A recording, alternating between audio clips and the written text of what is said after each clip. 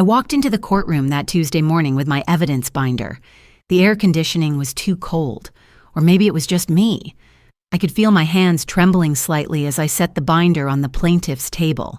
Heavy, 3 inches thick. Every page mattered. Judge Marianne Foster looked up from the file on her bench. She adjusted her glasses, read something, looked at me, then back at the file. "Mrs. Henderson," she said. Her voice was professional, measured. "According to this file, you're listed as the defendant in an elder abuse case. Your son filed a guardianship petition claiming you're unable to manage your finances." She paused. "Why are you here?" I opened the binder. The tabs were color-coded. My attorney, Susan Chen, had organized everything: bank statements, legal documents, emails, testimony statements, 5 types of evidence, all pointing to the same truth. "Because I'm the plaintiff, Your Honor," I said. "My son filed false charges to cover what he did. I have the evidence right here." The courtroom was quiet. I could hear the clock on the wall. Tick, tick, tick. 6 months ago, everything changed. It was a Wednesday morning in April. I remember because I'd just gotten back from book club. Margaret and I had argued about the ending of a mystery novel. I was still thinking about it when I went to file my tax documents. That's when I saw the envelope. From my investment company. I'd been meaning to open it all week. I made coffee first, sat down at my kitchen table. The same table where I'd helped Michael with his homework, where I'd paid bills for 35 years, where I'd eaten breakfast alone every morning since Jim died. I opened the envelope, unfolded the statement. The morning sun was coming through the window, making it hard to read at first. I tilted the paper. Account balance, $55,312. I stared at that number. Something wasn't right. I'd checked my account online just last month. The balance had been $142,000. I'd been so careful, saving since I was 25, working double shifts when Michael was in school, never touching my retirement. It was supposed to be secure, safe. Mine. I got up, walked to my desk, found last quarter's statement in my file cabinet. I brought it back to the table, set it next to the new one. Last quarter, $142,806. This quarter, $55,312. I felt cold despite the morning warmth. My hands started shaking. I set down my coffee cup because I was afraid I'd spill it. $87,000 gone. I called the bank's fraud department. The representative was young. She pulled up my account. "Mrs. Henderson," she said, "I'm showing 4 large withdrawals over the past 6 months, February, April, May, and July, all authorized with power of attorney signature." "I never signed a power of attorney," I said. There was a pause. "The signature on file matches your signature card, ma'am. The notary stamp is valid. Everything appears to be in order." "But I didn't sign anything." "Do you have family who might have access to your financial documents?" I thought about that question, about who had keys to my house, about who I trusted with everything. "Yes," I said quietly, "I do." That night, I couldn't sleep. I kept seeing that number. 55,000. I'd worked 40 years as a school librarian, 40 years of helping children find books, of making $12 an hour at the start, of eventually making $42,000 a year, of saving 20% of every paycheck, of denying myself vacations, new cars, restaurant meals, and someone had taken $87,000 from my account without asking, without telling me. While I was at book club on Monday mornings drinking coffee with Margaret and talking about mystery novels, someone was withdrawing my retirement in chunks. I lay in bed that night staring at the ceiling, and I knew. I didn't want to know, but I knew. There was only one person who'd asked to see my retirement paperwork recently, only one person I'd trusted with my financial information, only one person who knew I went to book club every Monday from 10 to 1. My son, Michael. I'm standing in this courtroom now because of what I found over the next 6 months. Every document in this binder, every email, every bank statement, every piece of evidence that proves what he did. The judge is still looking at me, waiting. Your Honor, I say, I'd like to present my case. I'd lived in that house for 35 years. Same ranch-style home in a quiet Columbus suburb. Same kitchen table where I'd helped Michael with his homework. Same mantel where his graduation photo had sat since 1997. Every morning for 3 decades, I had the same routine. Coffee at the kitchen table, toast with butter, the newspaper spread out, and lately, checking my retirement account on my phone, just a quick glance to make sure everything was where it should be. It always was, until it wasn't. My name is Barbara Henderson. I'm 72 years old. I was a school librarian for 35 years before I retired in 2018. My husband Jim died in 2008. Heart attack. He was only 60. We'd been married 33 years. After he died, it was just me and Michael. Well, it had been mostly just me and Michael since Michael was 3. Jim had been a good father when he was there, but his trucking job kept him on the road. So I raised Michael alone most of the time. I gave that boy everything I had, $52,000 for college, working double shifts at the library for 6 years to cover what his scholarships didn't. I'd come home at midnight smelling like old books and coffee, and I'd check his grades online before I went to bed. $35,000 for the down payment on his first house. I liquidated part of my pension early and paid the penalties because he needed it right then. Couldn't wait. $18,000 for a car when he graduated. $8,000 for his wedding to Jennifer. I'd been saving that money since he was 12, putting away $100 a month in an envelope in my desk drawer. Total, $113,000 over 35 years as a single parent. I thought I was building his future. I thought I was being a good mother. I thought he'd remember that when I got older and needed help. Michael became a financial advisor. That made me proud. After everything I'd sacrificed, he had a good career, a professional job. He wore suits to work. He helped people manage their money. The irony doesn't escape me now. He got married in 2010. Jennifer was a middle school teacher. Sweet girl. They had a daughter, Emma, in 2012. I helped with babysitting. Picked Emma up from school twice a week, made her snacks, helped with homework at my kitchen table, the same way I'd helped Michael. Then 2 years ago, Michael and Jennifer divorced. It was sudden. Jennifer called me to explain. She was crying. "It's the gambling, Barbara," she said. "Online poker. He lost $60,000. I can't do this anymore. I have to protect Emma." I didn't believe it at first. Michael was a financial advisor. How could he have a gambling problem? But Jennifer showed me the credit card statements, the debt collector calls. It was real. After the divorce, Michael moved into an apartment, lost the house and the settlement. He seemed stressed, thinner, dark circles under his eyes. I worried about him. He was still my son. My neighbor Margaret checked on me after Jim died. She's 68, retired ICU nurse. Her husband passed 3 years ago, so she understood what it was like. We became friends. She lives 3 houses down, same ranch-style home as mine. We joined the same book club 5 years ago. Every Monday from 10 in the morning until 1 in the afternoon, we'd meet at the library. 8 women. Mystery novels, mostly. Margaret had a kind heart, but sometimes she was a little nosy. She'd show up at my door with casseroles every Tuesday. "Just checking on you," she'd say, but I knew she was lonely too. We both were. My financial advisor was Tom Brewster. I'd worked with him for 10 years. He was 55, certified financial planner, conservative dresser, always had a coffee mug, explained everything 3 times to make sure I understood. Sometimes it felt a little condescending, but I knew he meant well. He'd help me plan my retirement. We met twice a year to review my accounts. He'd always say, "Barbara, you're in good shape. Your IRA is solid. Just let it grow." I trusted him. He was professional. Looking back, I should have seen the warning signs with Michael.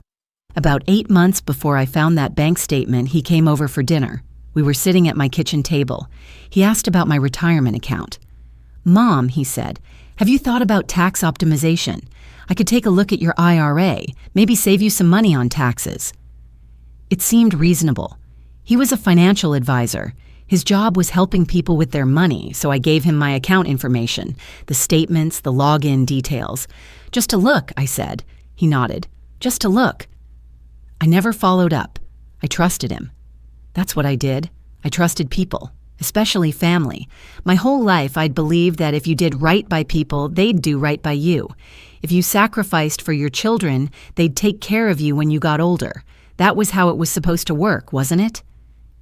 I stood in my backyard that spring evening after I'd called the bank's fraud department. I was watering the roses I'd planted when Michael was in high school. The hose's rhythm was soothing, back and forth, back and forth. I used to think about his future while I watered these roses. College, career, grandchildren. Now I was thinking about my own future, retirement, whether I'd have enough money to live on, whether I'd have to go back to work at 72, whether I'd lose my house. The water kept flowing. The roses didn't care about bank statements. They just needed water and sun. I wish life were that simple. Inside, Michael's graduation photo still sat on the mantel. 27 years it had been there. Him in his cap and gown. That big smile. That proud look. I'd been in the audience that day, single mother, working 2 jobs, exhausted, but so proud. He'd gotten a scholarship. He'd thanked me in his speech. "That's my mom," he'd said, pointing at me in the crowd. I'd cried. Happy tears. I walked past that photo every morning on my way to the kitchen. I didn't stop looking at it after I saw the bank statement, but I started wondering if I really knew the person in that frame, if I'd ever known him, or if I'd just seen what I wanted to see, a good son, a grateful son, someone who remembered the sacrifices. That night, I opened my desk drawer to file the tax documents. That's when I saw it. The IRA statement from last quarter, the one I'd forgotten about. It had arrived in January. I'd filed it without opening it because I'd already checked the account online. But now I needed to see it. I needed to compare. I unfolded it slowly. My hands were shaking. Last quarter's balance. January. $142,806. The current statement said $55,312. I set both statements on my kitchen table, side by side. The numbers didn't lie. $87,494. Gone in 6 months. And I knew exactly who had taken it. The next morning, I called the bank's fraud department again. I needed to understand how this had happened. A different representative answered. I explained the situation. 4 large withdrawals, $87,000. I hadn't authorized any of them. "Mrs. Henderson," she said, "I'm showing the withdrawals were made with power of attorney authorization. February 10th, $23,000. April 3rd, $19,000. May 28th, $28,000. July 15th, $17,000. I wrote down the dates. My hand was shaking. I never signed a power of attorney. "The signature on file matches our records, ma'am. It's notarized. Do you have access to your documents? You might want to check if you signed something and forgot." I hung up. 72 years old, and she thought I'd forgotten signing away access to my life savings. Maybe I was supposed to accept that explanation, smile, apologize for the confusion, go back to my garden and my book club and pretend everything was fine. But I'd spent 40 years organizing library archives. I knew how to find documents, and I knew my own signature. I went to my home office, the small room at the back of the house where I kept my filing cabinets, tax returns going back 20 years, medical records, insurance policies, everything organized by year and category. If I'd signed a power of attorney, it would be in the legal documents section. I pulled open the drawer, thumbed through the folders, birth certificate, marriage certificate, Jim's death certificate, my will, living will. Healthcare power of attorney. That one was for Margaret, my neighbor, in case I was ever incapacitated. Financial power of attorney. Wait, there was a document. Filed under financial POA, dated 8 months ago, October, right after Michael had come over for dinner and asked about my taxes. I pulled it out, unfolded it, read it carefully. Power of attorney financial, granted to Michael James Henderson, full access to all accounts, signed Barbara Ann Henderson, notarized. My signature was at the bottom, or something that looked like my signature. The slant wasn't quite right. The B in Barbara, I always looped it twice. This one only looped once. But it was close. Close enough that if you weren't looking carefully, you might believe it was mine. I stood there holding that document. The afternoon sun coming through the window. The house was quiet. I could hear the neighbor's dog barking 3 yards over. Normal sounds. Normal day. Except nothing was normal anymore. I called Michael's cell phone. He answered on the third ring. "Hey, Mom, what's up?" "Michael, I need to ask you about my IRA."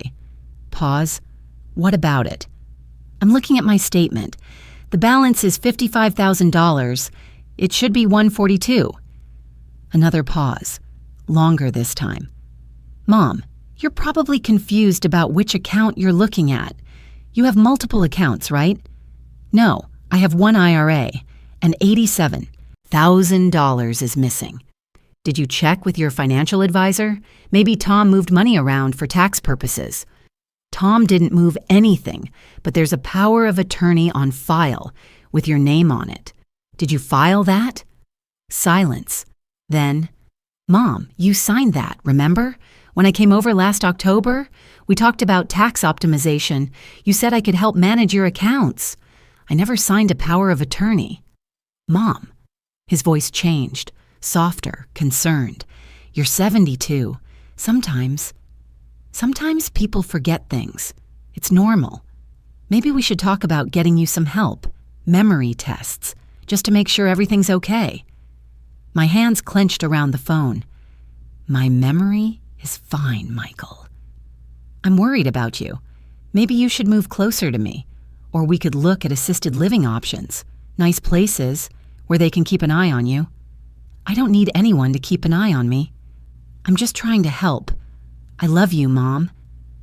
I hung up. I stood in my office for a long time after that call, staring at the power of attorney document. He'd done it. He'd actually done it. Forged my signature, withdrawn my money, and when I'd confronted him, he'd tried to make me think I was the one who was confused, that I'd forgotten, that I needed help. Gaslighting. That's what they called it. I'd read about it in one of Margaret's psychology books, making someone doubt their own reality, making them think they're the crazy one. I went to my desk drawer, pulled out the shoebox where I kept cards, birthday cards from Michael, 35 years of them, every year without fail, handwritten notes inside. "Love you, Mom. Thanks for everything. Best mother in the world." I spread them out on my desk, looked at his handwriting, the way he made his letters, the slant, the pressure. Then I looked at the signature on the power of attorney. Different. Subtle, but different. Someone had traced my signature from another document, probably from a check or a form I'd signed, but they'd gotten the slant wrong, the pressure points wrong. My doorbell rang. I froze. Looked at the clock. 4 p.m. I wasn't expecting anyone. Through the front window, I could see Michael's car in my driveway. I quickly gathered the bank statements, the power of attorney, the birthday cards, covered them with a cookbook that was sitting on my desk. Then I went to answer the door. Michael stood on my porch, still wearing his work suit. "Hey, Mom, I was in the neighborhood, thought I'd stop by." He looked past me into the house. "Can I come in?" "Now's not a good time, Michael. I'm in the middle of something." "It'll just take a minute. I wanted to talk about what we discussed on the phone." "There's nothing to discuss." He looked at me. Really looked at me. And I saw something in his eyes, not concern, not love, fear. He was afraid I'd figured it out. That's why he'd driven over, to see what I knew, to try to control the situation. "I'm fine, Michael," I said. "I just need some time alone right now." He hesitated, then nodded. "Okay, call me if you need anything." "I will." I watched him drive away. Then I went back to my office. My heart was pounding. My hands were shaking, but my mind was clear. That evening, my phone rang. Jennifer, Michael's ex-wife. We hadn't talked much since the divorce, but we'd always been cordial. She was still Emma's mother, still part of the family in a way. "Barbara," she said, "I need to tell you something. Michael called me today, asked if I'd talk to you. He sounded nervous. We had a conversation about my finances." "Did he tell you about the gambling?" "You mentioned it when you explained the divorce." "It was worse than I said. He didn't just lose $60,000. He lost more. A lot more. Online poker, sports betting. He'd get in deep, then try to win it back. It never worked. The debts kept growing." She paused. "Barbara, if he's asking about your money, you need to be careful. He's desperate, and desperate people do desperate things." After we hung up, I sat at my kitchen table. The coffee I'd made had gone cold.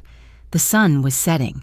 Orange light through my kitchen window, the same window I'd looked through for 35 years. Margaret's text came in. "Are you okay? Haven't seen you at your garden all day." I didn't answer. Not yet. I needed to think. I needed to figure out what to do next. But I knew one thing for certain. That power of attorney signature was forged. Michael had taken my money, and he was trying to make me doubt my own mind to cover it up. I wasn't going to let that happen. That night, I started making a list. Everything I knew, everything I could prove, the bank statements, the power of attorney, the dates of the withdrawals, Michael's handwriting, samples from the birthday cards, Jennifer's testimony about the gambling. If I was going to do this, I needed to be methodical, careful. I'd spent 40 years cataloging information in a library. I knew how to build a case. The next morning, Margaret left a note on my door. I found it when I went out to get the newspaper. Simple. Just 5 words in her handwriting. "I'm here if you need me. M." I tucked the note into my pocket, and I knew I wasn't alone. But I also knew this was going to get worse before it got better. I spent that weekend building my case, not emotionally, methodically, the way I'd organized library archives for 40 years. Start with what you know, document everything, find the pattern. Saturday morning, 8 o'clock. I made coffee, opened my laptop at the kitchen table, created a new Excel spreadsheet, column headers, date, amount, day of week, my location, notes. I pulled out every bank statement from the past year, started entering data. February 10th, $23,000. Monday, book club, 10 to 1 p.m. April 3rd, $19,000. Monday, book club, 10 to 1 p.m. May 28th, $28,000. Monday, book club, 10 to 1 p.m. July 15th, $17,000. Monday, book club, 10 to 1 p.m. I stopped typing, stared at the screen. The morning sun was coming through my kitchen window, making it hard to see the numbers at first. I tilted the laptop, looked again. All 4 withdrawals, every single one. Monday. My book club met every Monday from 10 in the morning until 1 in the afternoon. 3 hours. I was out of my house, away from my phone, completely unreachable. He'd waited for Mondays. He knew my schedule. He knew exactly when I'd be gone. I sat there for an hour. The coffee went cold in my cup. Margaret texted asking about book club on Monday. I didn't answer. I was doing math, calculating. 35 years of sacrifice, $113,000 over the years, and now $87,000 more, $200,000 total. I'd given my son $200,000, and he'd taken the last part without asking, without even asking. I pushed back from the table, stood up. My hands were shaking, but my mind was clear. I'd spent 6 months thinking this might be a mistake. Some banking error, some confusion. But there was no confusion. This was planned, calculated. He'd forged my signature, monitored my routine, withdrawn my money in chunks while I was discussing mystery novels with Margaret. In 6 months, I'd walk into a courtroom with this spreadsheet, present it to a judge. Watch Michael try to explain why all 4 withdrawals happened on Monday mornings. But that Saturday, Sitting at my kitchen table with cold coffee and a laptop full of evidence, I just stared at the numbers and realized my son had planned this. That realization sat heavy in my chest.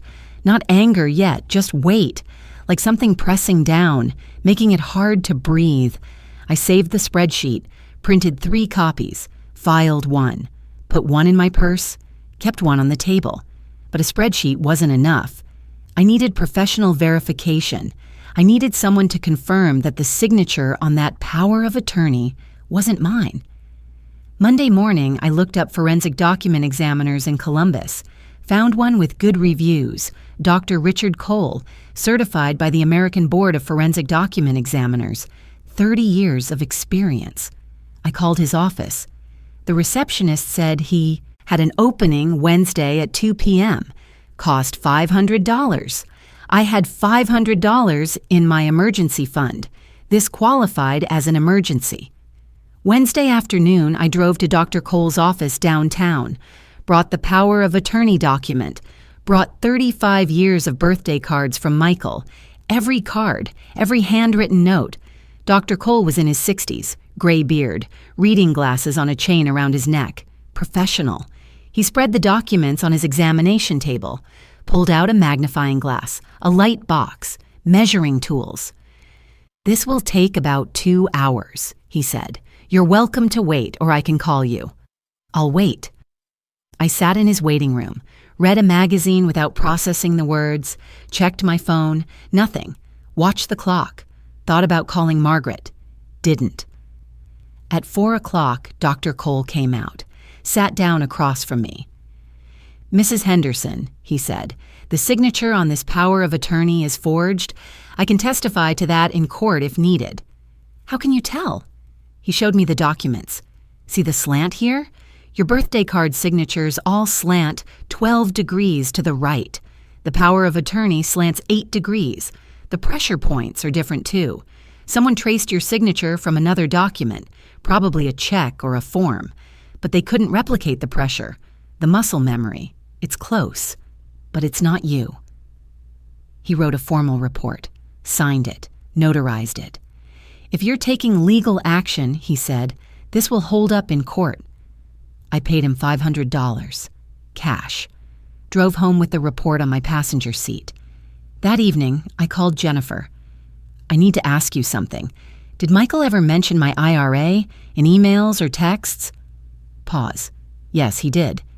"Can you forward them to me?" "Barbara, are you sure you want to see this?" "I'm sure."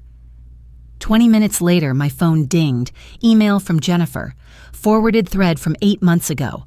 October, right when Michael had come over for dinner and asked about my taxes. Michael to Jennifer. "I need $50K. Mom's IRA is just sitting there. She'll never know. I'll pay her back when the poker tournament pays out." Jennifer to Michael. "That's her retirement, Michael. Don't do this." Michael to Jennifer. "She doesn't even check it. She's 72. She won't notice. I'll have it back before she sees the next statement." Jennifer to Michael. "This is why we're divorced. You don't think about anyone but yourself." I read the exchange 3 times. His words, in writing. "She'll never know. She won't notice. She's 72. He'd planned it for at least 8 months, discussed it with his ex-wife, dismissed her warnings, and then he'd done it anyway. I forwarded the email thread to my personal email, printed it, filed it with the spreadsheet and the handwriting analysis. 3 types of evidence now: bank records, forensic analysis, digital proof. But I needed more. I needed professional testimony, someone who could verify that I hadn't authorized these withdrawals.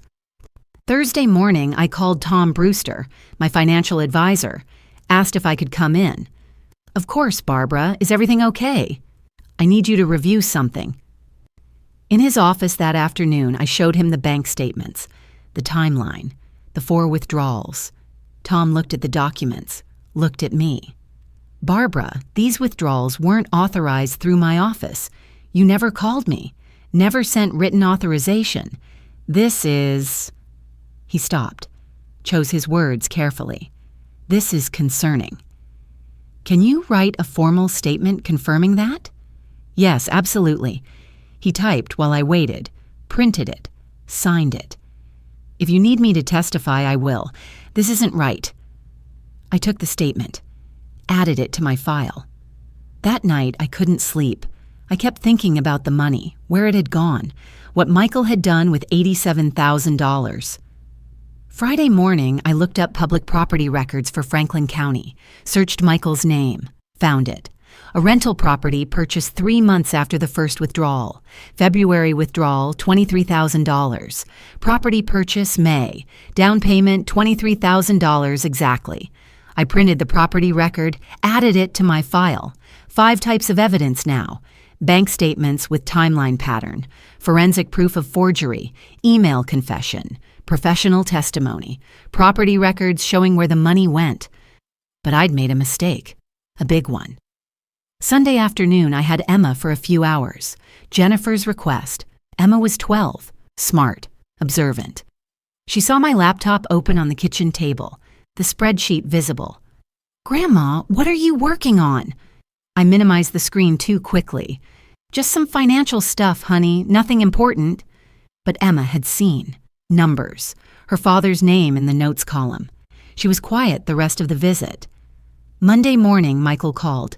His voice was different, angry. "You're investigating me? Really, Mom? Emma told me you had a spreadsheet with my name on it." My chest tightened. I'd been so careful, but I'd forgotten that children see everything, and Emma loved her father.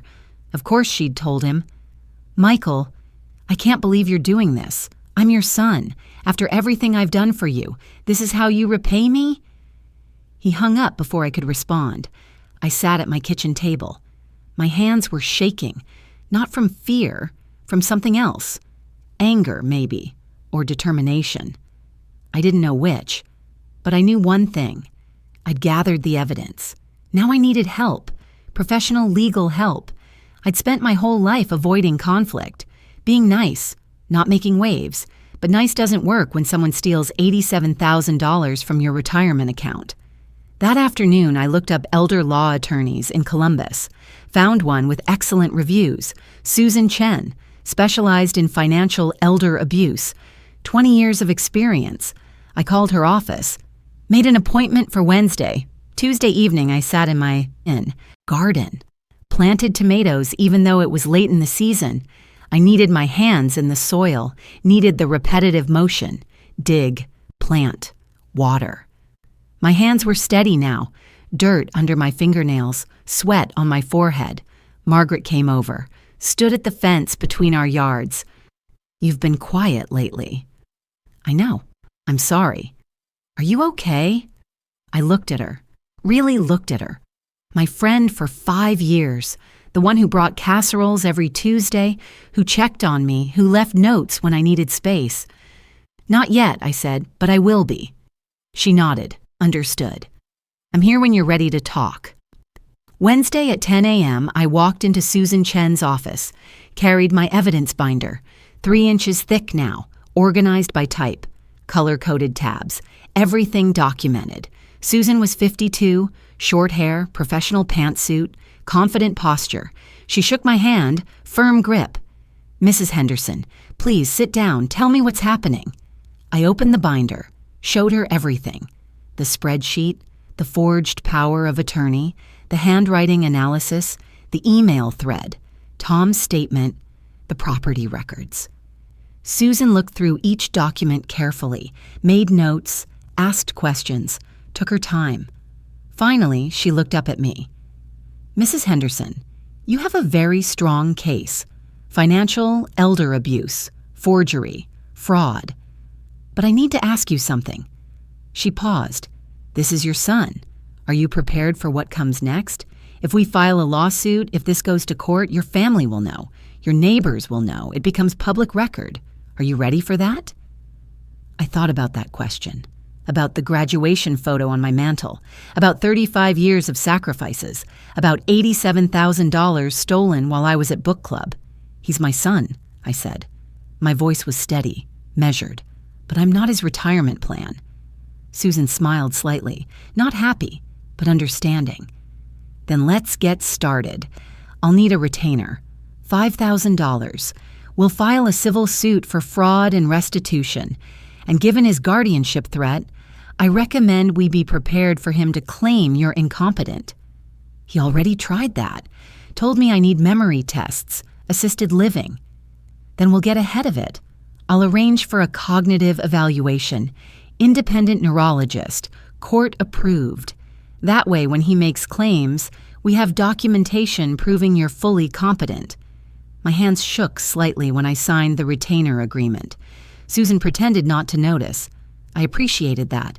I didn't want to be treated like I was fragile, even though I felt fragile. "How long will this take?" I asked. "Months. Maybe longer, but Mrs. Henderson?" She looked at me. "You did everything right. You documented everything. Most people don't. Most people wait until it's too late. You didn't wait." I left her office with a copy of the retainer agreement, a plan, a strategy. And for the first time in weeks, I felt like I could breathe again.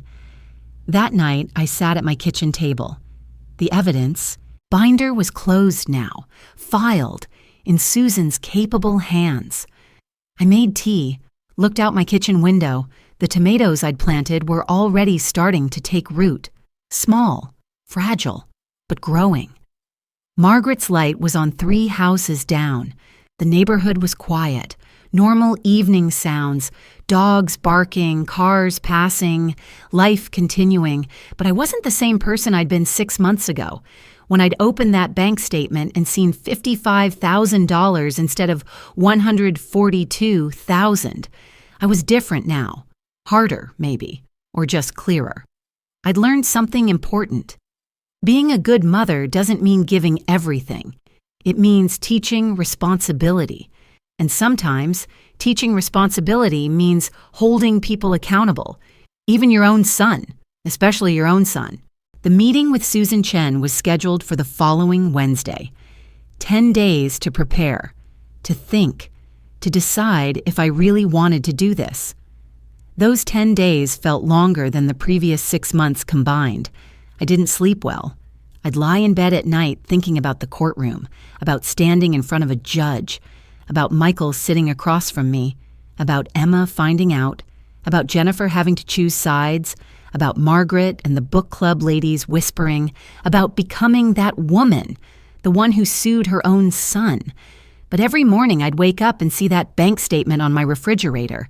$55,312 should have been $142,000. And I'd remember why I was doing this. Wednesday morning, I dressed carefully. Navy blue pants, white blouse, cardigan, professional. I wanted Susan to take me seriously, to see me as competent, not as some confused elderly woman who'd misplaced her money. I drove to her office downtown, parallel parked on the street, fed the meter, walked into the building carrying my small leather purse.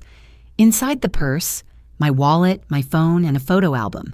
The small one, 4 by 6 inches, 20 pages. Pictures of Michael from birth to 45. I don't know why I'd brought it, but that morning, getting ready, I'd pulled it from my desk drawer and put it in my purse.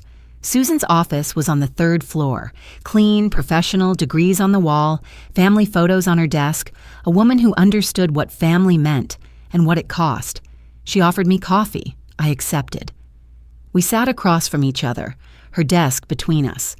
The evidence binder, my evidence binder, sat on her desk. She'd reviewed everything over the past week. "Mrs. Henderson," she said, "you have a very strong case. The forensic evidence is solid. The email thread is damning. The pattern of withdrawals on your book club days shows premeditation.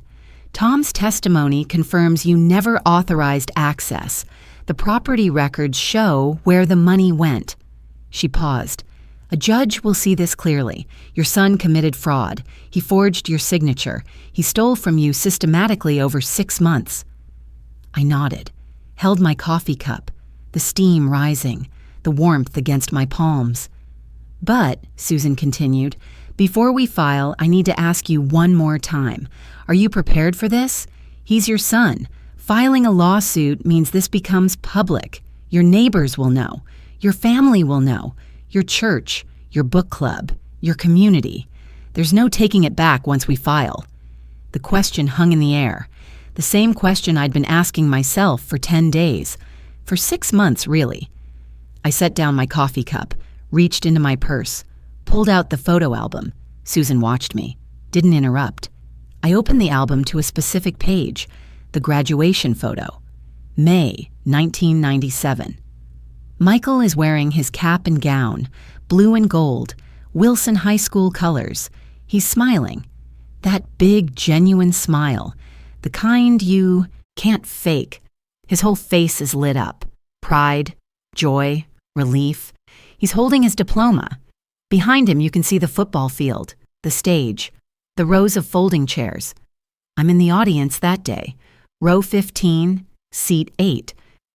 I remember because I'd gotten there 2 hours early to get a good spot. I'd worked a double shift the day before, 6 a.m. to 10 p.m. at the library. My feet hurt. My back hurt. But I was there. Wouldn't have missed it for anything. Michael had gotten a scholarship, half tuition to Ohio State.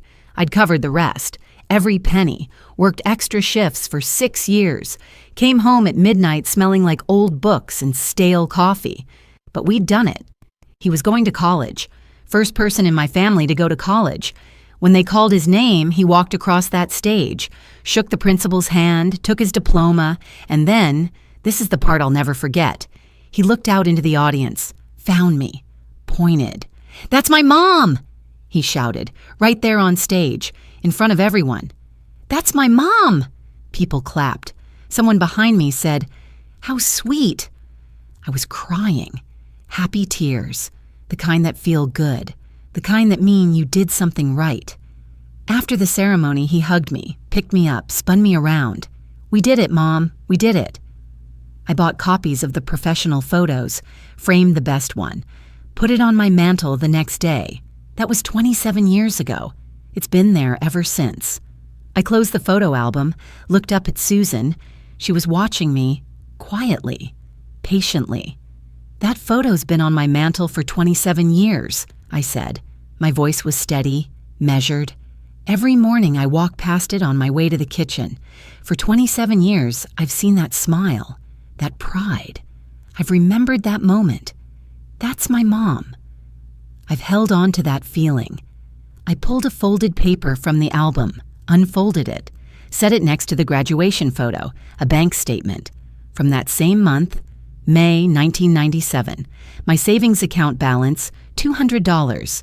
I'd emptied it to pay for the graduation announcements, the photos, the cap and gown rental, everything.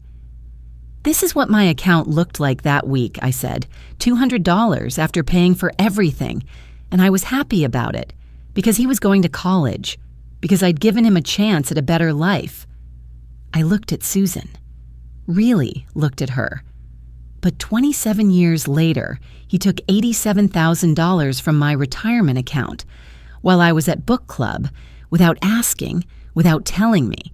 And when I found out, he tried to convince me I was losing my mind, that I needed assisted living, that I was confused. I sat in that lawyer's office looking at those papers, the graduation photo, the bank statement, 35 years, and I realized I didn't recognize the person I'd raised anymore. "So yes," I said. My voice was still steady, calm, clear. "I'm prepared. He's my son. But I'm not his retirement plan. File the lawsuit. I want a court date." Susan nodded once, wrote something on her legal pad. "And if he contests, if he claims you gave permission, if he brings up your age, tries to argue incompetence, I have 5 types of evidence. Let him contest." Susan smiled, not happy, but understanding. Respect, maybe. "Then we'll file tomorrow. I'll request expedited hearing given his guardianship threat. We should have a court date within 6 weeks. 6 weeks, that's all. After 6 months of investigation, 6 weeks until I'd stand in a courtroom and tell a judge what my son had done. I left Susan's office at noon, drove home, walked into my house. The quiet house I'd lived in for 35 years. I went straight to the mantle. The graduation photo sat there, same spot, same frame, 27 years. I picked it up, The frame was heavier than I expected, or maybe my hands were just tired, dust outline underneath where it had sat. The wood was darker there, protected from sun. I carried the frame to my basement, found a cardboard box, set the photo inside, gently, face up. I didn't throw it away. I couldn't throw it away, but I couldn't look at it every morning anymore either. I went back upstairs, looked at the mantel, the empty space, the dust outline. I got a dish towel from the kitchen, wiped the mantel clean. The dust came off easily. The dark wood underneath looked fresh, new, like it had been waiting all this time to be revealed. I went to my bedroom closet, found another photo, one I'd kept in a box for years, my wedding photo, Jim and me, 1975. We're standing on the courthouse steps, both 23 years old, just married, so young, so hopeful. Jim's wearing a suit. I'm wearing a simple white dress. We're smiling. Not the big theatrical smile, just peaceful, content. I brought that photo to the mantel, set it where Michael's graduation photo had been for 27 years. The frame fit perfectly. The afternoon sun came through the window, hit the glass, made the photo glow slightly. I stood there looking at it. Jim and me, young, starting our life together, before Michael, before Jim's death, before retirement accounts and forged signatures in courtrooms. I wasn't erasing Michael. I was reclaiming my space, my house, my life. The court date was set. The lawsuit would be filed. In 6 weeks, I'd walk into a courtroom with my evidence binder and tell my story. But first, I needed to reclaim my home, starting with that mantel. That evening, I sat in my backyard. The sun was setting. Orange light through the trees. The tomatoes I'd planted were growing, small green shoots, fragile but determined. Margaret's light came on 3 houses down, the neighborhood settling into evening routines, dinners cooking, TVs turning on, normal life. But I wasn't the same person I'd been when this started, when I'd opened that bank statement and seen $55,000 instead of $142,000. I'd learned something. Being a good parent doesn't mean giving everything. It means teaching values, responsibility, respect. And sometimes teaching those things means holding people accountable, even when it hurts, especially when it hurts. The photo album was still in my purse. I'd brought it home from Susan's office. I took it out now, opened it, flipped through the pages. Michael at 2, at 5, at 10, at 18 in his graduation gown. I closed the album, set it on the garden table next to me. The court date was 6 weeks away. The lawsuit would make everything public. My neighbors would know. My book club would know. Everyone would know that Barbara Henderson sued her own son for stealing her retirement money. Let them know. I wasn't ashamed. I hadn't done anything wrong. The sun finished setting. The backyard darkened. I sat there in the growing dark, not afraid, not uncertain, just clear. In 6 weeks, I'd either get my independence back or lose everything I'd spent 35 years building. But I'd made my choice. I'd filed the lawsuit. I'd taken that graduation photo off my mantel. I wasn't his retirement plan. I was 72 years old, and I was protecting myself. That was enough. 2 weeks after I filed the lawsuit, the certified mail arrived. I was in my garden watering the tomatoes when the mail carrier knocked. Required signature. Official document from Franklin County Court. I signed. Took the envelope. Waited until she left. Then I opened it. Emergency petition for guardianship, filed by Michael James Henderson. Petitioner states that Barbara Ann Henderson, age 72, shows signs of cognitive decline and is unable to manage her finances responsibly.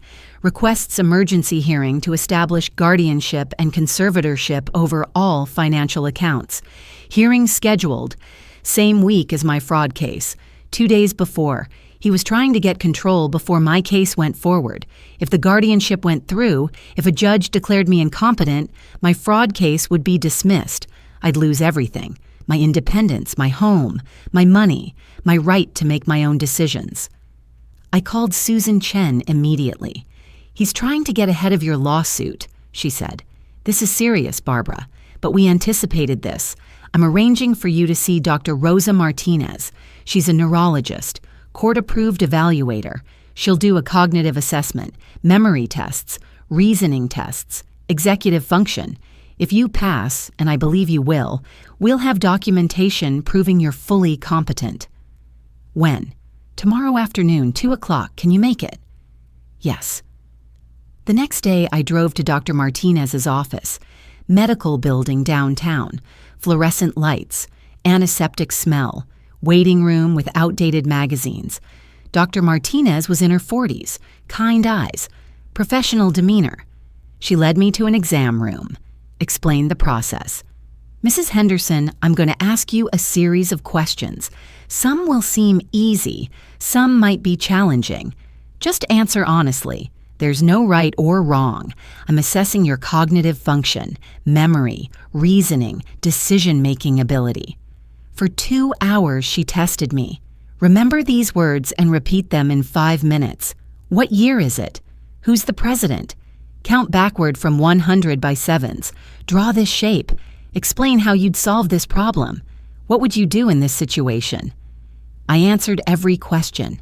Focused, careful. My hands were steady. My mind was clear. At the end, Dr. Martinez reviewed my results, looked up, smiled slightly.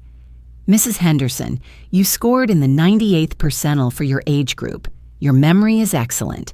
Your reasoning is sharp. Your executive function is well above average. There's no cognitive impairment here whatsoever. I'll submit my report to the court. Your son's guardianship petition won't hold up against this evaluation. I thanked her, drove home, called Susan with the results. Perfect, Susan said. We're in good shape. The guardianship hearing is Monday. The fraud case is Wednesday. We'll present Dr. Martinez's evaluation on Monday. Get that dismissed. Then focus on the fraud case. But that Friday, Michael's lawyer called Susan with an offer. Susan called me immediately. Barbara, they want to settle. Michael's lawyer says he'll return $50,000 if you drop the case. No court, no public record. Just take the money and move on. $50,000 out of $87,000 taken. A little more than half. No, I said. You don't need to decide right now. Think about it. $50,000 is significant money. You'd avoid court, avoid the stress. Your family wouldn't have to go through. Susan, no, he took $87,000. $50,000 isn't even close. And this isn't about the money anymore. It's about what he did, how he did it. I'm not negotiating. Silence on the phone. Then, okay, I'll let them know. 6 weeks passed. Motions filed, evidence exchanged, depositions scheduled, the legal machinery grinding forward. I planted fall mums in my garden even though my hands were shaking. Margaret came over, asked why I was gardening when I had so much on my mind. It's all I can control right now, I told her. The mums will bloom in October whether or not I win in court. That's comforting somehow. The book club sent a card. All 8 women had signed it. Thinking of you. Stay strong. We're here. I propped it on my kitchen windowsill. Every morning when I made coffee, I saw it. Tom called twice, checked on me, offered to testify if needed. I've already given my statement, he said, but if they need me in person, I'll be there. Jennifer texted occasionally, brief messages. How are you holding? Emma asks about you. I'm here if you need anything. The Monday before court, Michael's lawyer requested mediation, last attempt at settlement, required by the court before trial. Susan and I met them at a mediator's office downtown, neutral room, conference table, mediator at the head, Michael and his lawyer on one side, Susan and me on the other. I hadn't seen Michael in person since that day he'd shown up at my house, 8 months ago. He looked older, thinner, gray at his temples that hadn't been there before, dark circles under his eyes. The mediator explained the process, confidential, non-binding. Everyone had a chance to speak. Goal was settlement without court. Michael's lawyer started. Mrs. Henderson, my client, deeply regrets what happened. He was struggling with gambling addiction. He made poor choices, but he's getting help now. Gamblers Anonymous Therapy. He's committed to making this right. He's prepared to offer $65,000, paid over 2 years, if you drop the lawsuit. $65,000 closer, but still $22,000 short, and spread over 2 years. I looked at Michael. He was staring at the table, not meeting my eyes. "Look at me," I said. He looked up. His eyes were red, tired. But I saw something else there. Not remorse, not guilt, resignation. He thought I'd settle. Take the money. Let him off. "You took $87,000 from my retirement account," I said. My voice was steady, measured. "While I was at book club, you forged my signature. You planned this for months, and when I found out, you tried to convince me I was losing my mind, that I needed assisted living, that I was confused. Mom, don't call me that right now, not here." The room was quiet. The mediator shifted uncomfortably. $65,000 isn't enough," I said. "But this isn't about the money anymore. You filed a guardianship petition claiming I'm incompetent. You tried to take away my independence, my right to make decisions, my dignity. I'm not negotiating." Michael's lawyer tried again. "Mrs. Henderson, think about your family, your granddaughter. This will all be public record. Everyone will know. Is that what you want?" "Everyone should know," I said. "Maybe it'll keep him from doing this to someone else." I stood up, looked at Susan. "We're done here." Michael finally spoke. "You're really going to destroy our family over this?" I stopped at the door, turned back. "I'm not destroying our family, Michael. You already did that. I'm just protecting what's left of my life." We walked out. That night, the stress caught up with me. I was sitting at my kitchen table reviewing documents for Wednesday's hearing when the pain started. Sharp. Radiating from my chest, down my left arm. I tried to breathe through it, told myself it was nothing. Just stress. Just anxiety. But the pain got worse. I called Margaret. "Something's wrong," I said. My voice sounded strange, even to me. "My chest hurts." "I'm coming over, don't move." She was there in 3 minutes, took one look at me. "We're going to the ER." She drove me to Riverside Methodist. They took me back immediately. Chest pain, 72-year-old woman, possible heart attack, EKG blood tests, monitors beeping, fluorescent lights too bright, nurses moving efficiently, questions about medications, allergies, family history. 2 hours later, the doctor came in. Young, tired-looking, kind eyes. "Mrs. Henderson, good news. It's not a heart attack. Your heart is fine. This appears to be stress-induced, anxiety attack, but your blood pressure is elevated, significantly. You're under too much stress. Your body is telling you it can't handle this. I have a court hearing in 2 days. I understand, but you need to take care of yourself. Consider whether whatever you're dealing with is worth your health." Margaret sat in the chair next to my bed, held my hand, didn't say anything, just sat there. They released me at midnight. Margaret drove me home, walked me inside, made sure I took my medications, set a glass of water on my nightstand. "I can stay," she said. "I'm okay. Thank you for being here." She hugged me. That's what friends do. After she left, I sat on my bed. The house was quiet. The stress-induced chest pain had faded to a dull ache. The doctor's words echoed. "Your body is telling you it can't handle this." But I was too close now.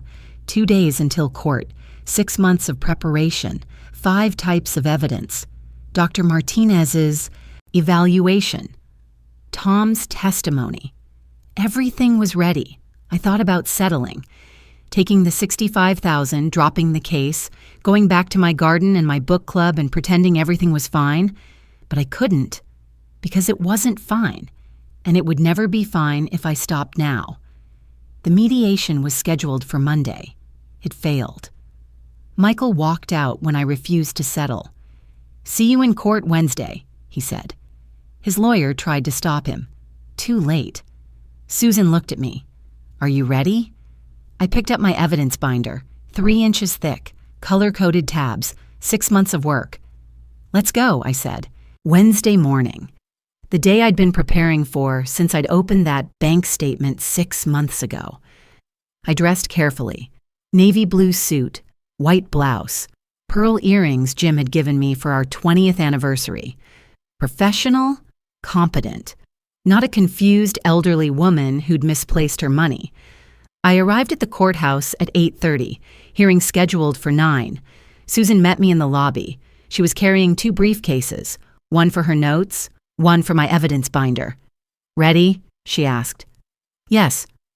We took the elevator to the 3rd floor, Family Court, Courtroom C. The hallway was empty except for one person, Michael. He was standing near the courtroom entrance, wearing a dark suit, looking at his phone. He glanced up when we approached. Our eyes met. He put his phone away. "Mom," he said, "and can we talk just for a minute?" Susan touched my arm. "You don't have to." "It's okay," I said. "1 minute." We walked a few feet away. Michael's lawyer stayed by the courtroom door. Susan stayed close to me. Professional distance. But I could feel her watching. "Mom, please," Michael said. His voice was quiet, urgent. "We can still stop this. I'll pay you back. All of it. $87,000. I'll get a second job, work weekends, whatever it takes. But please don't do this. Please don't destroy our family." I looked at him, really looked at him. This was my son, the boy I'd raised, the one I'd worked double shifts for, the one who'd pointed at me from that graduation stage and said, "That's my mom." But that was 27 years ago, and the man standing in front of me wasn't that boy anymore. "You destroyed our family when you forged my signature," I said. My voice was calm, steady. "When you took my money while I was at book club, when you tried to convince me I was losing my mind, when you filed a guardianship petition claiming I'm incompetent, you did that, not me." I was desperate. The gambling. "I know about the gambling," Jennifer told me. "I'm sorry you're struggling, but that doesn't give you the right to steal from me, and it doesn't give you the right to try to take away my independence." "So that's it? After everything?" "After everything, I'm protecting myself." I walked away, joined Susan at the courtroom door. Michael stood in the hallway. His lawyer approached him, spoke quietly. Michael shook his head. At 9 o'clock, we entered the courtroom. Judge Marianne Foster presided, same judge who'd looked confused when I'd walked in as plaintiff instead of defendant. She remembered. I could see it in her eyes when we entered. The courtroom was smaller than I'd expected. Wood paneling, rows of benches, the judge's bench elevated, 2 tables facing it. Plaintiff's table on the right, defendant's table on the left. Susan and I sat at the plaintiff's table. She opened both briefcases, set out folders, the evidence binder, my case file, everything organized, color-coded tabs visible, red for financial documents, blue for legal documents, green for testimony, yellow for property records, orange for medical records. Michael and his lawyer sat at the defendant's table. Michael's hands were on the table, flat, still. But I could see his right thumb tapping. Nervous habit. He'd had it since he was 12. Judge Foster reviewed her notes, looked up. "This is a civil case filed by Barbara Henderson against Michael Henderson for financial fraud and elder abuse. Mrs. Henderson alleges that her son forged a power of attorney and withdrew $87,000 from her retirement account without authorization. Mr. Henderson has filed a counterclaim seeking guardianship, alleging his mother is unable to manage her finances." She looked at both tables. "Mrs. Henderson, your attorney may present your case." Susan stood. "Thank you, Your Honor. My client has 5 types of evidence documenting systematic financial fraud committed by her son over a 6-month period. With the court's permission, Mrs. Henderson will testify first, followed by 2 expert witnesses. Proceed." I took the witness stand, raised my right hand, swore to tell the truth, sat down. The courtroom was quiet. I could hear the clock on the wall. Susan approached, professional, calm. Mrs. Henderson, please tell the court what you discovered in April of this year. I took a breath. Began. I received my quarterly IRA statement in the mail. I opened it. The balance was $55,312. It should have been $142,000. I called the bank's fraud department. They told me there had been 4 large withdrawals. February 10th, $19,000. April 3rd, $23,000. May 28th, $28,000. July 15th, $17,000. All authorized with power of attorney signature. Did you authorize those withdrawals? No, I never signed a power of attorney. Susan pulled out the exhibit. Your Honor, I'd like to submit Exhibit A bank statements from Mrs. Henderson's IRA account showing the 4 withdrawals in question. Judge Foster reviewed the documents. Admitted. Susan returned to me. Mrs. Henderson, you created a spreadsheet analyzing these withdrawals. Can you explain what you found? I pulled out my printed spreadsheet. All 4 withdrawals occurred on Mondays. I attend book club every Monday from 10 a.m. to 1 p.m. Someone knew my schedule, knew exactly when I'd be away from my phone, away from my house, unable to check my accounts. Who knew your Monday schedule? My son, Michael. He'd known about my book club for 5 years. Michael's lawyer stood. Objection, speculation. Judge Foster looked at me. Do you have evidence that your son knew your schedule? He came over for dinner approximately 8 months before the withdrawals began. He asked about my retirement accounts, said he wanted to help with tax optimization. I gave him my account information, my statements, access to my files. I trusted him. The judge made notes. Objection overruled. Continue. Susan called Dr. Richard Cole to the stand, the forensic document examiner. He brought his report, his analysis. Dr. Cole, Susan said, you examined the power of attorney document in question. What did you conclude? The signature is forged, Dr. Cole said. His voice was clear, professional, expert. Mrs. Henderson's authentic signatures show a 12-degree slant to the right with specific pressure points. The question signature shows an 8-degree slant with different pressure patterns. Someone traced her signature from another document but couldn't replicate the muscle memory. It's close to the untrained eye, but it's not her signature. Can you state that conclusion with certainty? Yes. Based on 30 years of forensic document examination, I can testify under oath that this signature is forged. Michael's lawyer had no questions for Dr. Cole. What could he ask? Susan called Tom Brewster next, my financial advisor. Mr. Brewster, Susan said, you've managed Mrs. Henderson's retirement accounts for 10 years. Did she ever authorize withdrawals totaling $87,000? No, absolutely not. We met twice a year to review her accounts. Her investment strategy was conservative, long-term growth. She never made large withdrawals. The 4 withdrawals in question were never discussed with me, never authorized through my office. I have no record of her requesting them. Would it be normal for someone to withdraw $87,000 from a retirement account without consulting their financial advisor? No, especially not someone like Barbara. She's careful, methodical, plans everything. These withdrawals don't match her behavior pattern at all. Susan submitted the email thread. Jennifer's forwarded messages. Michael's own words. Mom's IRA is just sitting there. She'll never know. Judge Foster read them silently. Her expression didn't change, but I saw her jaw tighten slightly. Susan submitted the property records. Michael's rental property purchase.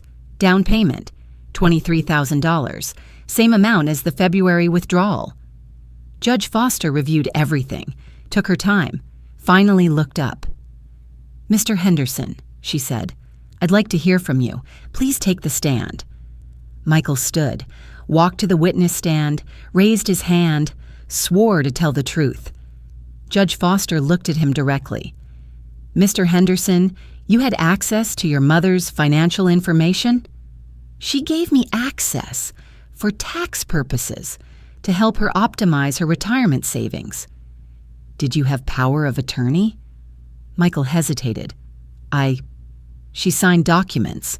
I filed them with the bank.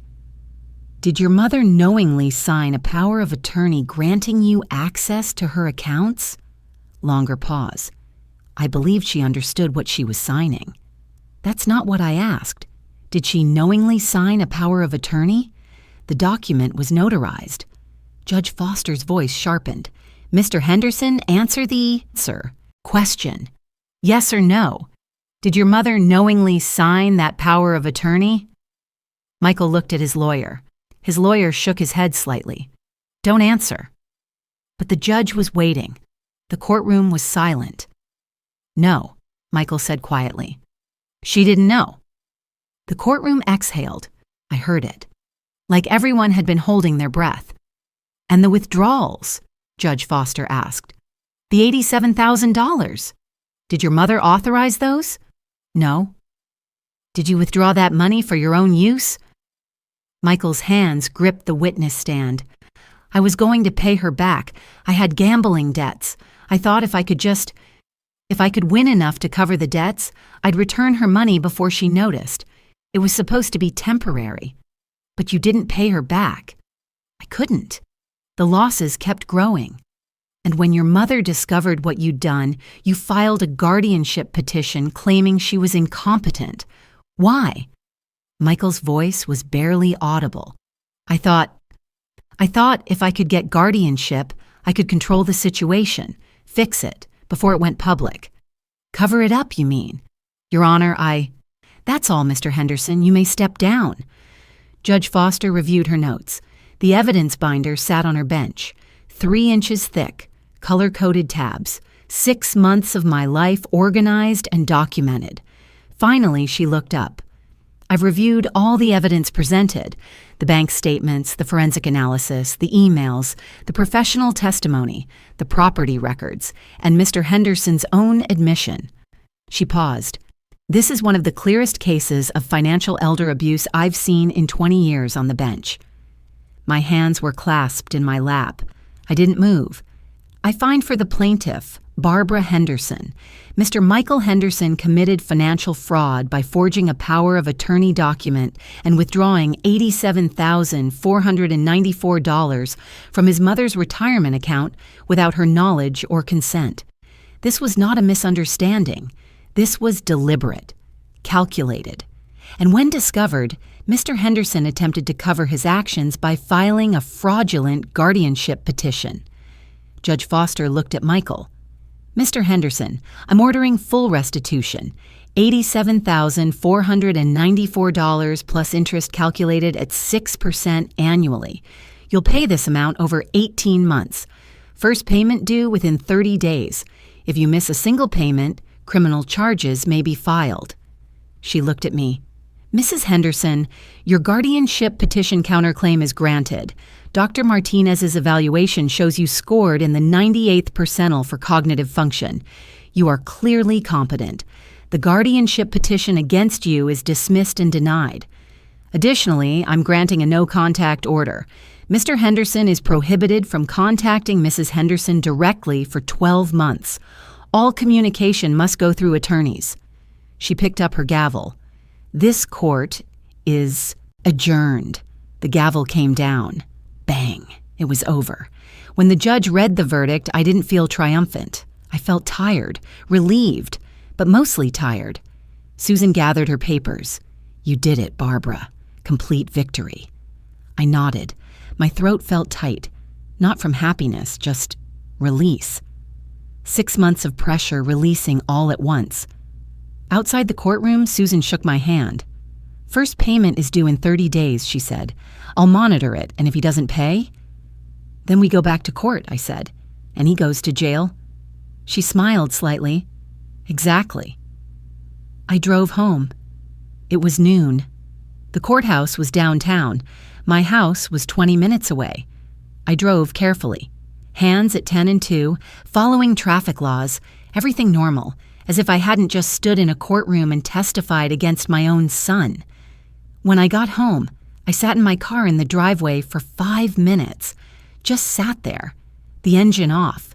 The neighborhood quiet. Normal Wednesday afternoon. Margaret's car was gone. probably running errands. The neighbor's dog was barking. Same as always. Everything was the same, but everything was different. I finally got out of the car, walked to my front door, unlocked it, went inside. The house was quiet. Afternoon sun coming through the living room windows, the wedding photo on the mantel. Jim and me, 1975, young and hopeful. I set my purse on the kitchen table, made tea, sat down, looked out the window at my garden. The tomatoes were growing. The mums I'd planted were taking root. October blooms coming soon. My phone buzzed. Text from Margaret. "How did it go?" I texted back. "I won." 3 dots appeared. Then, "I'm coming over." "Tomorrow," I typed. "I need tonight to process." "Okay, I'm proud of you." I set the phone down, drank my tea. The house was quiet. I was alone, but not lonely. There's a difference. I'd done what I needed to do. Protected myself. Held someone accountable. Even when it hurt.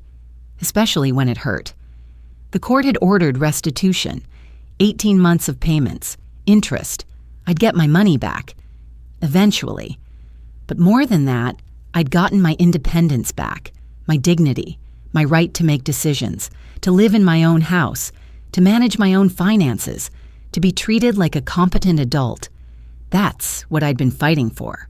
Not just the money, the respect, the autonomy. And I'd won. The court order was filed that afternoon. Susan sent me a copy by email. Official, stamped, legal, full restitution, $87,494 plus 6% interest annually. Payment plan, 18 months, $4,860 per month. First payment due within 30 days. No contact order, 12 months. All communication through attorneys only. I printed the order, filed it in my evidence binder, added a new tab, orange, court rulings. 30 days later, Susan called. "Barbara, the first payment came through, $4,860, on time, directly deposited to your IRA. I logged into my account, checked the balance. $60,172, up from $55,000. The money was coming back, slowly. But really, he's paying, I said. "He's paying," Susan confirmed. "I'll monitor every payment. If he's even 1 day late, we go back to court." 3 months later, 3 payments received, all on time. My IRA balance, $69,752. I checked it every Monday morning. Same time I used to go to book club. Before everything changed, now I checked my account first, then went to book club. Margaret came over on a Saturday in July, 6 weeks after the verdict. She brought champagne instead of casserole. We sat in my backyard, the garden chairs. The mums I'd planted last fall were blooming, orange and yellow, hardy. They'd survived the winter.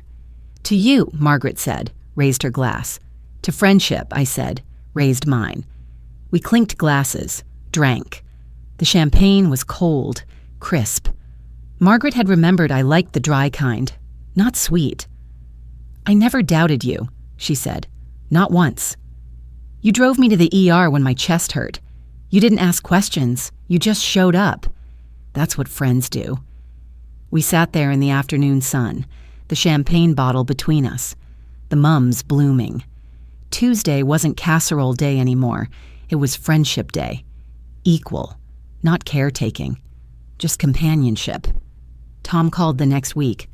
"Barbara, I've restructured your account, added 2-factor authentication, voice confirmation for any withdrawals over $1,000, new beneficiary forms. I need you to come in and sign everything." In his office, he showed me the new security measures, explained each one, 3 times. His habit. But this time, I appreciated it. Every detail mattered now. "Nobody's getting access to your accounts again," he said, "not without multiple verifications." On his desk, he had a framed note, my handwritten thank you card from last month. "Tom, thank you for testifying, for standing up when it mattered. I won't forget. Barbara." He'd framed it, put it next to his family photos. "That means a lot to me," he said, pointed at the frame. Not many clients say thank you. You earned it. Susan sent the final court order with a handwritten note attached. Barbara, strongest client I've had in 20 years. You never wavered. You knew what you needed and you fought for it. Honored to represent you. Susan Chen. I called her office, left a voicemail thanking her, asked about my final bill. Her assistant called back. Ms. Chen said the last consultation was pro bono. Consider it a professional courtesy. 4 months after the verdict, a letter arrived. From Michael, through Susan's office, following the no-contact order rules. I opened it at my kitchen table. Morning coffee, normal routine. The letter was handwritten, his familiar handwriting, the one I'd studied on birthday cards, compared to forged signatures. Mom, I know I messed up. The gambling got out of control after the divorce. I kept thinking the next bet would fix everything. I thought I could pay you back before you noticed. I'm sorry. I'm getting help now. Real help this time. Gamblers Anonymous 3 times a week. Therapy, financial counseling. I see what I did now. I see how I hurt you. I don't expect you to forgive me. I just wanted you to know I'm sorry. I'm paying you back every month. I'll keep paying until it's done. I hope someday you can... I don't know. I just hope you're okay. Michael. I read it twice. Set it down. Stared at it. I believed he was trying. Jennifer had texted last week saying Michael was actually attending his GA meetings, actually doing the work. That meant something. But believing someone's trying and trusting them again are 2 different things. I got my stationery from the desk, wrote a response, not to send, just to process. I got your letter. I believe you're trying. But I can't have you in my life right now. Maybe someday, but not now. I need to protect myself. That's not anger. That's self-preservation. I hope you get the help you need. I hope you rebuild your life. But I need to rebuild mine. And I can't do that with you in it. Not yet. Maybe not ever. I'm sorry too. For both of us. I folded the letter, put it in my desk drawer, didn't mail it, but writing it helped. Clarified what I felt, what I needed. In October, Margaret helped me plant spring bulbs, daffodils. We knelt in the garden bed, dug holes 6 inches deep, set the bulbs carefully, covered them with soil. They'll bloom in spring, Margaret said. March or April, bright yellow. Will they come back every year? If you take care of them, they're perennials. They come back. I patted the soil. Good, I like things that come back. Margaret smiled, understood what I meant. They come back every year, just like you. The next week, I met with my estate attorney, updated my will, changed beneficiary designations, created a trust for Emma. She'd get $50,000 when she turned 25. Not now, not while Michael had access, but later, when she was independent. New power of attorney assignments, Margaret for healthcare decisions, Jennifer as backup, Tom for financial backup if I'm ever incapacitated, not Michael, not anymore. Living will documented. No extraordinary measures, clear instructions, everything legal, protected. I walked into book club 3 weeks after the verdict. The women started clapping. Not loud, just quiet, steady clapping. I felt my throat tighten. Okay, I said. Let's talk about the book. But they were smiling, and I was smiling back. Thursday mornings, same routine. Mystery novels, coffee, 8 women, Margaret and me, and 6 others who'd sent that card, who'd asked how I was doing, who'd never pushed for details. My morning coffee routine came back, but now I checked my bank app every time. 2-factor authentication, voice confirmation. It took an extra 30 seconds. Worth it. Every time the balance showed correct, I exhaled a little. Relief, security, control. 3 months later, Jennifer called. Barbara, I wanted you to know. Michael's been attending his meetings. He's working 2 jobs to make the payments. He asks about you. I tell him you're doing well. How's Emma? She understands more now. She's 12, old enough to know what happened. She asked if she could send you a birthday card. She can. I'd like that. The card arrived 2 weeks later. Store-bought, simple design, inside just her signature. Love, Emma. I put it on my refrigerator, held in place by a magnet shaped like a book, library gift from years ago. It was a start. Or maybe it was nothing. Either way, I was okay. I had my independence, my home, my money, my right to make decisions, and I had people who showed up when it mattered. Margaret, Tom, Susan, Jennifer. The book club ladies.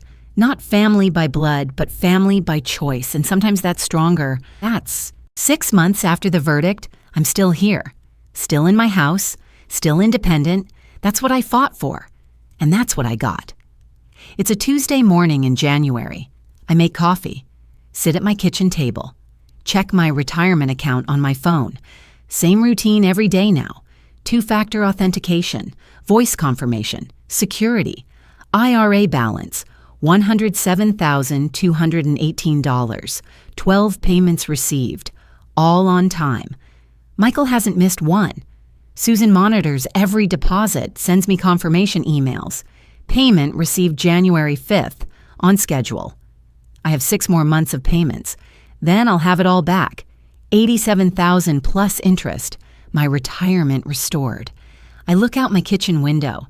The daffodils are blooming, yellow and bright against the January brown grass. They came back. Just like Margaret said they would, just like me. Emma sent another birthday card last month. This one had a longer message. Dear Grandma, I miss you. I hope you're okay. I'm doing well in school. Mom says maybe we can have lunch sometime. Love, Emma. The card is on my refrigerator, next to the first one. 2 cards now. Small steps. I don't know where this goes. Maybe nowhere. Maybe somewhere. But I'm open to it, when the time is right. Michael keeps paying. That's all I know. Jennifer texts occasionally, updates me. He's still going to his meetings, still working 2 jobs. He asks about you. I never respond to that part. Just ask about Emma. I live alone. I like it that way. My house, my decisions, my money. Nobody has access to my accounts except me. Nobody has power of attorney. Nobody can take advantage of me again. Margaret still comes over every Tuesday. But it's different now. We're equals, friends, not caretaker and patient. We drink coffee, talk about books. Sometimes we just sit in the garden and don't talk at all. That's friendship. Book club every Thursday. I haven't missed one in 8 months. Last week we argued about the ending of a mystery novel. Nobody mentioned my case. Nobody asked about Michael. We just talked about books, normal life. That's all I wanted. I volunteer at the senior center twice a month now, guest speaker for their financial safety workshops. I don't tell my whole story, just the important parts. How to protect yourself, how to spot red flags, how to check your accounts, how to update your will. Last week, a woman came up to me after. She was 68. Her daughter had been asking to borrow money. $5,000 here, $10,000 there. Small amounts. The woman hadn't thought much of it until she heard me speak. You gave me permission to say no, she said, to protect myself. I told her what I wish someone had told me. You're not being selfish. You're being smart. Protecting yourself isn't cruel. It's necessary. She cried, hugged me, said thank you. That's worth something. Not money, but something. I've learned things this year. Hard things. Being a good parent doesn't mean giving everything.